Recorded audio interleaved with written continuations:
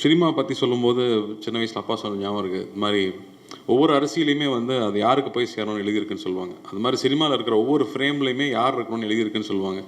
ஏன்னா அவங்க படம் நடித்து முடிச்சுட்டா கூட கடைசியில் தியேட்டரில் வருவோமான்னு தெரியாது, அது கடைசியில் காணாமல் போயிடும்னு சொல்லுவாங்க. ஸோ அப்படி ஏற்கனவே நிறையா விஷயங்கள் நிர்ணயிக்கப்பட்டிருக்கு. ஸோ ஒரு நல்ல கதை, அதுக்கு தேவையான ஒரு டைரக்டரையும் தயாரிப்பாளரையும் நடிகர்களையும் தொழில்நுட்ப கலைஞர்களையும் அதுவே முடிவு பண்ணிக்கும்னு சொல்லுவாங்க. அது மாதிரி அது ஒரு லொக்கேஷன் அமையும் போதும் சரி, நிறைய சீனியர்ஸ் இந்த வார்த்தையை சொல்லிகிட்டே இருப்பாங்க.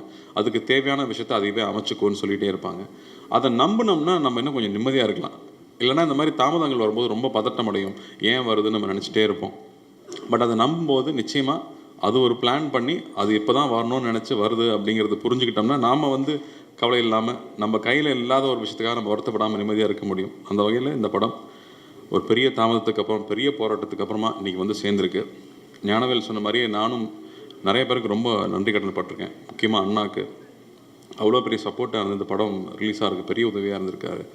அதே மாதிரி ஃபினான்ஷியர்ஸ், டிஸ்ட்ரிபியூட்டர்ஸ், எக்ஸிபிட்டர்ஸ், நிறைய டெக்னீஷியன்ஸ். ஏன்னா வந்து ரிலீஸ் நெருங்க வந்து எல்லாருமே டபுள் த டைம், ஒரு 48 hours 50 hours வந்து தூங்காமல் வேலை செய்ய வேண்டியது இருந்துச்சு அந்த படத்தை கொண்டு வந்து சேர்க்கறதுக்கு. ஸோ எல்லா தொழில்நுட்ப கலைஞர்களுக்கும் இந்த டைமில் நான் என்னோடய நன்றியை தெரிவிச்சுக்கிறேன்.